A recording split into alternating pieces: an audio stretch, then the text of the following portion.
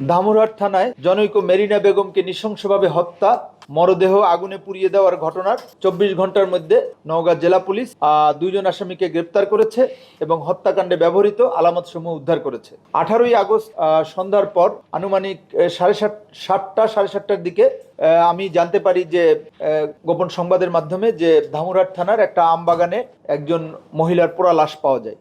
একই সংবাদ officer in charge আমাকে দেয়। এরপরে আমি দ্রুত ব্যবস্থা নেওয়ার জন্য অফিসার ইনচার্জকে ঘটনাস্থলে যেতে বলি। যদিও তখন আবহাওয়া খুবই প্রতিকূলে ছিল, বৃষ্টি ছিল, আর একই সময় তখন একটা মিসিং জিডি করার জন্য একজন ভদ্রলোক সেও আমাদের কাছে আসে। তা আমি ঘটনা জানার সাথে সাথে আমি অতিরিক্ত পুলিশ সুপারকে বলি যে ঘটনার গুরুত্ব অনুধাবন করে যে তুমি দ্রুত ঘটনাস্থলে যাও। সেও দ্রুত রওনা হয়।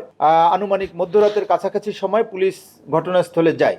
ইন দ্য মিন টাইম যে মিসিং জিডি করতে আসছে সেও জানতে পারে যে একজন মহিলার লাশ পাওয়া গেছে। তা সেও পুলিশের পিছে পিছে ঘটনাস্থলে যায় এবং ঘটনাস্থলে যাওয়ার পর ওই যে মিসিং জিডি করতে গেছে এই মামলার যে আপনার বাদী কাউসার আলী, সে শনাক্ত করে যে এই আগুনে পুড়া এই মহিলার লাশ তার মায়ের। এই ঘটনার পরপরই আমরা ব্যাপকভাবে অনুসন্ধান শুরু করি। আমরা প্রাথমিকভাবে কয়েকজনকে আমরা শনাক্ত করি। প্রথমত আমরা সাবেক মেম্বার বাবুল হোসেনকে গ্রেফতার করি এবং তার তথ্যের ভিত্তিতে আমরা মোহাম্মদ তারেক রহমান, পিতা মোজাম্মেল হক, তাকেও আমরা গ্রেফতার করি এবং গ্রেফতারে করার পর তাদেরকে ব্যাপকভাবে জিজ্ঞাসাবাদ করা হয় এবং জিজ্ঞাসাবাদের এক পর্যায়ে তারা স্বীকার করে যে তারা দুইজন সহ বাকি দুইজন, মোট 4 জন মিলে তারা মেরিনা বেগমকে হত্যা করেছে।